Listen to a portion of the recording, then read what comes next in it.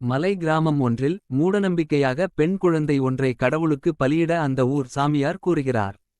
அதற்கு தாய் மறுக்க அந்த சிறுமியை அங்கிருந்து லாரி ஒன்றில் தப்ப வைக்கிறார் தாய்.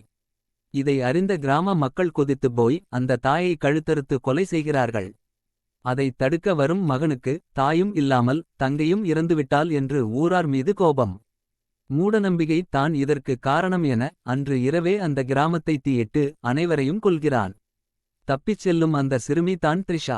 போலீஸ்காரர் ஜெயபிரகாஷ் வீட்டில் மூத்த மகளாக வளர்கிறாள். தந்தை இறந்து போக போலீஸ் வேலை பார்க்கும் அவர் தாயை தவிர வேறு யாருடனும் அதிகம் பேசுவதில்லை. தன் குடும்பத்தை சேராதவர் என்பதால் த்ரிஷாவை அவரது தங்கை வெறுக்கிறார். போலீஸ் ஸ்டேஷனில் எஸ்.ஐ. வேலை பார்த்தாலும் வங்கி பணியாளர் போல முகத்தை எந்நேரமும் வைத்திருக்கிறார் த்ரிஷா. திடீரென குளம் ஒன்றில் ஒரு பிரேதம் கிடைக்கிறது. போலீசார் அதை தற்கொலை என்று கூற த்ரிஷா மட்டும் அதை கொலை என்கிறார்.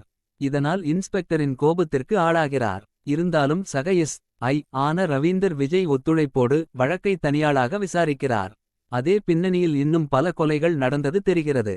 முதலில் அது ஒரு சைக்கோ கொலை என்ற கோணத்தில் போய் பின்னர் அது திட்டமிட்ட தொடர் கொலை என்பது தெரிகிறது.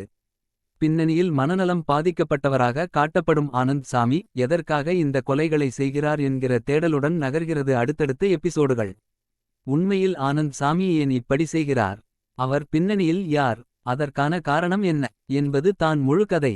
சுற்றி வளைத்து கடைசியில் சஸ்பென்ஸ் வைக்காமல் எல்லா முடிச்சுகளையும் முதல் எபிசோடிலிருந்தே பார்வையாளர்களுக்கு தெரிவித்து கதையை நகர்த்தியிருக்கிறார்கள். அதற்காக கதையில் விறுவிறுப்பு குறையவில்லை. இது இதனால் நடக்கிறது, இவன் இதற்காக செய்கிறான் என்கிற தெளிவை முன்பே பார்வையாளர்களுக்கு தந்துவிட்டார்கள். இதை ட்விஸ்ட் என்று பார்த்தால் த்ரிஷாவின் இளமை பருவத்திற்கும் இந்த கொலைகளுக்கும் தொடர்பு இருப்பது தான் என்பதை சொல்ல வேண்டிய நேரத்தில் சொல்லி ட்விஸ்ட் கொடுத்திருக்கிறார்கள். முதல் 5 எபிசோடுகள் ஆக்சிலேட்டரை காலில் இருந்து எடுக்க முடியாத அளவிற்கு வேகமாகவும் பரபரப்பாகவும் த்ரில்லராகவும் போகிறது. அதன் பின் வரும் 3 எபிசோடுகள் கதைக்கு பிரேக் போடுவதை கண்கூடாக காண முடிகிறது. கடவுள் நம்பிக்கை மூட நம்பிக்கை என புதிய டிராக்கில் பயணிக்கிறது. அதை ஒரு எபிசோடில் முடித்திருந்தால் நன்றாக இருந்திருக்கும். படம் தொடங்கியது என்னமோ மலையாள சினிமா பாணியில் இருந்தது. முடிக்கும் போது பக்கா தெலுங்கு படைப்பு என்பதை நிரூபித்துவிட்டார்கள். ஆனாலும் இதில் ஆறுதலான விஷயம் தமிழ் டப்பிங் என்கிற சுவடே தெரியாத அளவிற்கு மேக்கிங் சிறப்பாக உள்ளது. த்ரிஷா உள்ளிட்ட பலரும் தமிழில் நன்கு அறிமுகமான பிரபலங்கள் என்பதால் வேற்றுமொழி சீரியல் என்கிற ஃபீல் வரவே இல்லை. இருந்தாலும் தெலங்கான போலீஸ் சீருடை மட்டுமே வேறுபடுத்துகிறது. சக்திகாந்த் கார்த்திக்கின் இசை டைட்டில் கார்ட்டிலும் சரி பின்னணியிலும் சரி தூக்கி நிறுத்துகிறது. தினேஷ் கே பாபுவின் ஒளிப்பதிவு வேறு ரகம்.